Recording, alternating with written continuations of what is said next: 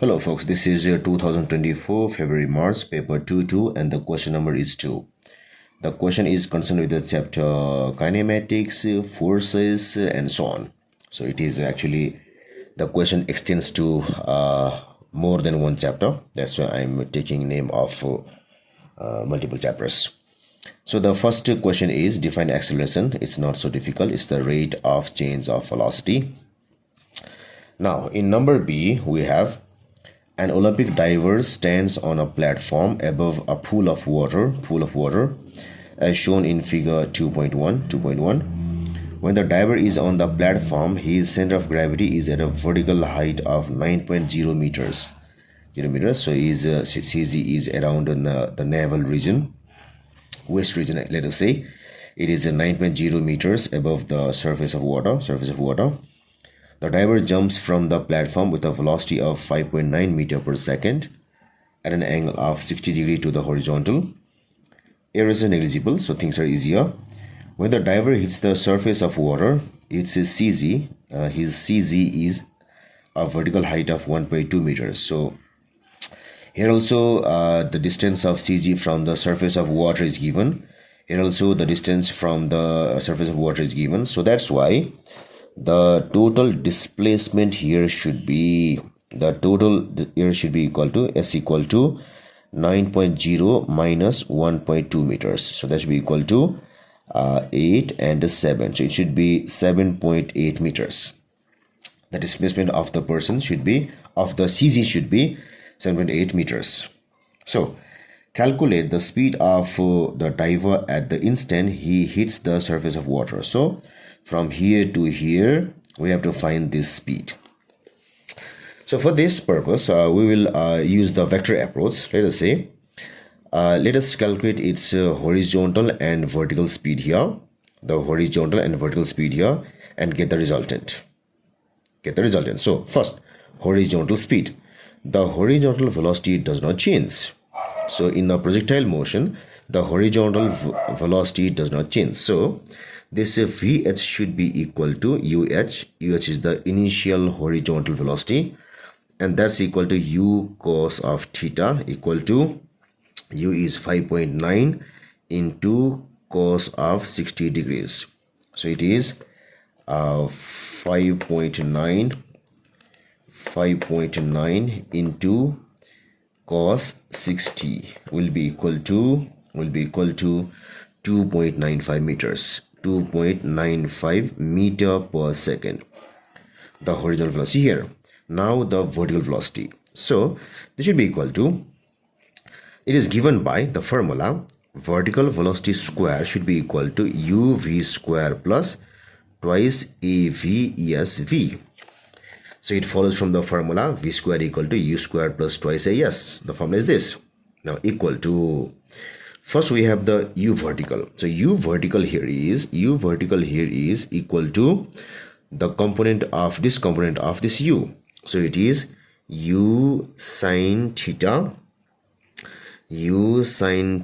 squared plus twice. Since the body jumps like this, the person jumps like this, the velocity decreases. So velocity decrease means that a is negative. It's equal to minus g. And now this displacement, u is over here, displacement here, it is opposite compared to this u.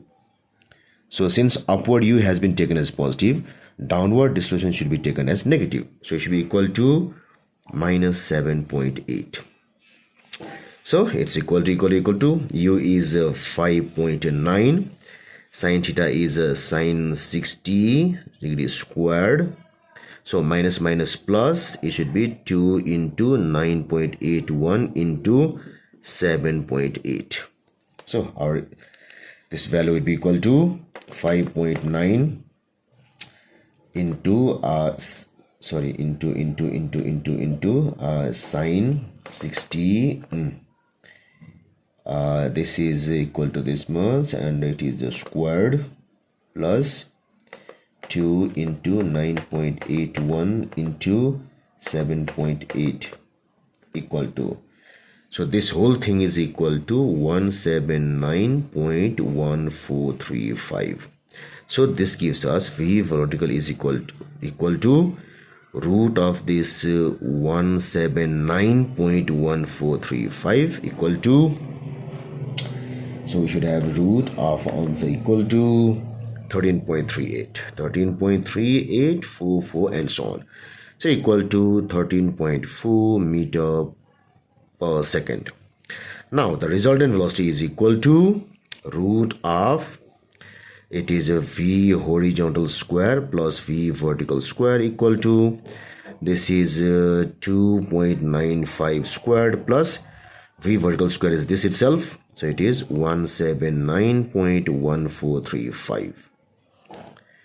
So this is equal to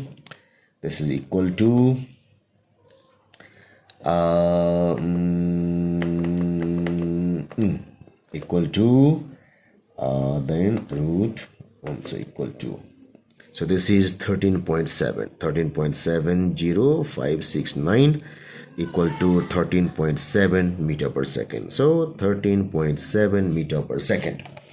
So it's a bit lengthy process, so we don't have direct formula for this. We mainly deal with horizontal and angle projectile here, angle on the same level, but here the level is different, so that's why we had to do this much of work. Now after this, we have the diver in B enters the water and decelerates. So as soon as it hits the water, it has to decelerate because of several forces given by water. Describe and explain the variation of the viscous drag force acting on the diver in the water as it moves downward. So what happens is, as soon as he or she enters water, it will experience opposing force. That opposing force could be force of upthrust, it could be force drag force, lots of things. So because of that, the body decelerate. So decelerate means that now what we have is decelerates. So we have to go for the viscous drag. So viscous drag depends on velocity. So when it decelerate means there is a decrease in velocity. And since this force of drag depends on velocity, and there's decrease in velocity, there should be decrease in the drag force as well. So as it goes down, the drag force will decrease. It will be highest in the beginning and then decreases. Now the driver has a volume of this much, this is V. Density of water is this, so rho of water. So this is volume of diver, let us say diver. Show that the upthrust acting on the diver when he is entirely underwater is 740 newtons. So the force of upthrust is always equal to mass of, here in this case it is water displaced into Z, equal to volume of water displaced into rho of water into Z. And when he is entirely underwater, the volume of water displaced is equal to volume of the diver.